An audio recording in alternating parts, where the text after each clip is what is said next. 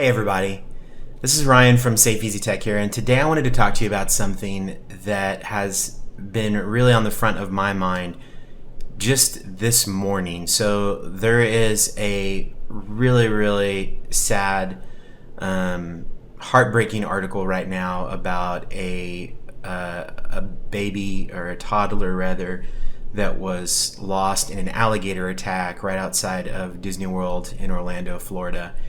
And that's such a tragedy. But what I want to talk about today is the comments and the thoughts around that. So this is kind of what got me triggered on this topic.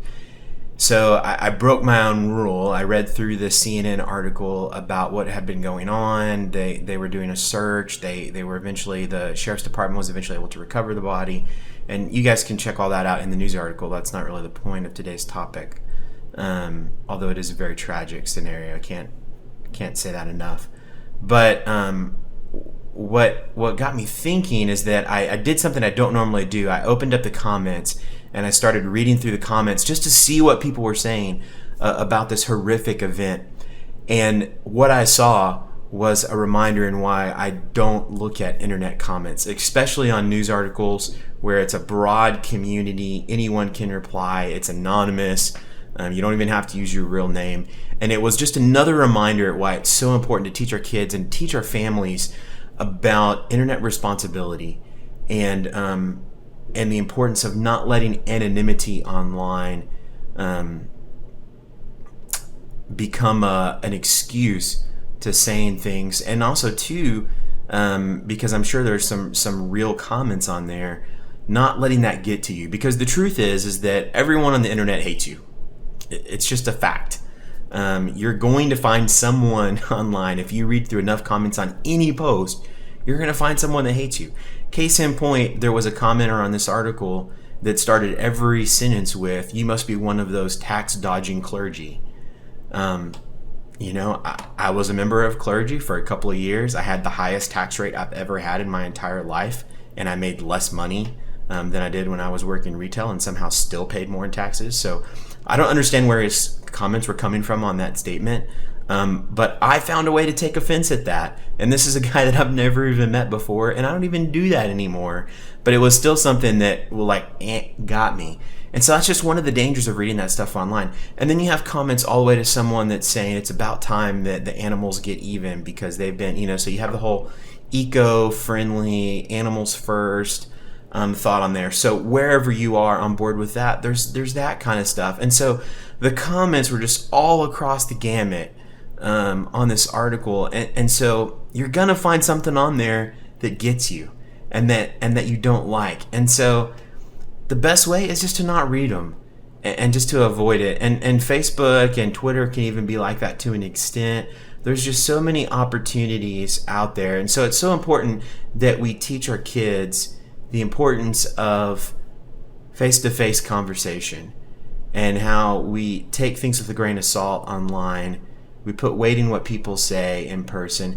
And I think, honestly, that's a lot of the quest for authenticity for the millennial generation and generations that are coming after that. The reason why my generation is so much wanting to see the authentic, or really the transparent, is because we've grown up on MySpace and Facebook and all these other things that allow us to portray a version of ourselves that's more abrasive or not as accurate to what we really are. And so we're craving authenticity, but we don't really understand what that means and how to get it. And so I just want to again stress the importance of sitting down with your kids and saying, look, this is what's going on. This is the world as it is right now. People are going to present this image online, and they're not going to hold back. They're going to come after you with everything they have because they're sitting behind a computer screen or they're sitting at their phone and they don't know you. They haven't seen that. So I don't know if people would be as hurtful in these comments if they knew the family that this terrible thing had happened to. But I think it would be harder for them to say it face to face, some of the hateful things that were said, than it is to say online. And so there needs to be responsibility there. There needs to be responsibility with us there needs to be responsibility with us training our kids to do the same thing. But again, one of the biggest ways is just I just don't go there. I don't go to that place because there's so many triggers. So that's what I wanted to talk about this weekend, just the importance of that. If you're involved in the online warfare, you may be really into it. But the other thing I would caution you in is how much of your time does it eat up? Because the other thing I noticed this morning was that reading the article took me 2 minutes. Reading through the comments took 10 minutes because I just kept there's so many, and you just keep reading and reading and reading, and you get all this fuel, and then you don't have anything to do with it because you're like, I just want to just tell these people what the truth is, but it's a waste of time. So caution in that area. I hope it's a good reminder for you of just what to look out for when you're out there and you're browsing that online space, and also how to train your kids in that and say, look, you don't have to reply to every single comment that someone makes about your status update or your tweet. And likewise, if you do choose to reply, you don't have to take offense at all the people that are going to come back and instantly tell you why you're dumb and your opinion doesn't matter. So anyway, be careful out there. Cyberbullying is a real deal. We've talked about it before in other articles, and a lot of danger has come from it. So that's all I really wanted to talk about. Let me know what you think. Ironically, I'm going to ask you to post comments below, but we try to keep it a safe space. We have little to no comments, so you're probably not going to get a debate going, but I would like to know just your thoughts on this, and I will reply in a honoring way and not slamming you for your thoughts.